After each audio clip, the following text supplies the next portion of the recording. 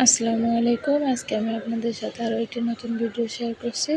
তো আমি আজকে ঝাল ঝাল করে ব্রয়লার মুরগির মাংসটা রান্না করব। তো কথা না বেরিয়ে চলে যাচ্ছে সরাসরি রান্নায়। চলে একটা প্যান বসিয়ে দিয়ে সেখানে কিছুটা তেল দিয়ে দিলাম। তেলটা গরম হলে আমি এখানে মাংসগুলো ভেজে নিব। তো দিয়ে দিলাম মাংসগুলো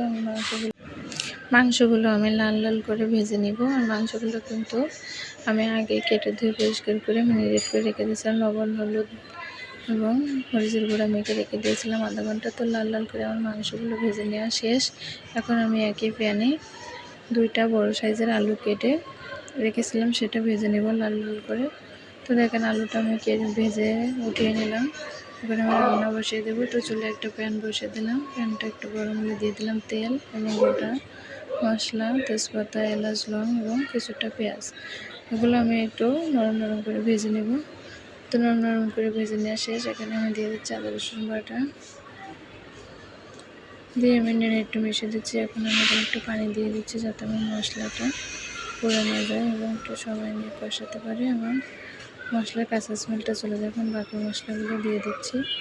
হলুদ, লবণ, মরিচের গুঁড়া, জিরা গুঁড়া, ধনে গুঁড়া সবগুলো মশলা দিয়ে আমি সুন্দর করে কষিয়ে নেব। তো দেখেন মশলাটা কিন্তু কষানো শেষ। এখানে আমি এখন মাংসগুলো অ্যাড করে দেবো। তো ভেজে রাখা মাংসগুলো এখন এখানে আমি অ্যাড করে দিচ্ছি এবং একটু সময় নিয়ে সুন্দর করে কষিয়ে নিচ্ছি। তো আমার মাংসগুলো দেখেন আমার কষানো শেষ। আমি এখানে পানি দিয়ে দিচ্ছি। তো পানি দিয়ে আমি রান্না করব 30 মিনিটের মধ্যে। 30 মিনিট পরে আমি আপনাদেরকে দেখাচ্ছি। দেখেন 30 মিনিট পর আমার রান্নাটা কিন্তু কমপ্লিট। এখন আমি আপনাদেরকে পরিবেশন করে দেখাচ্ছি।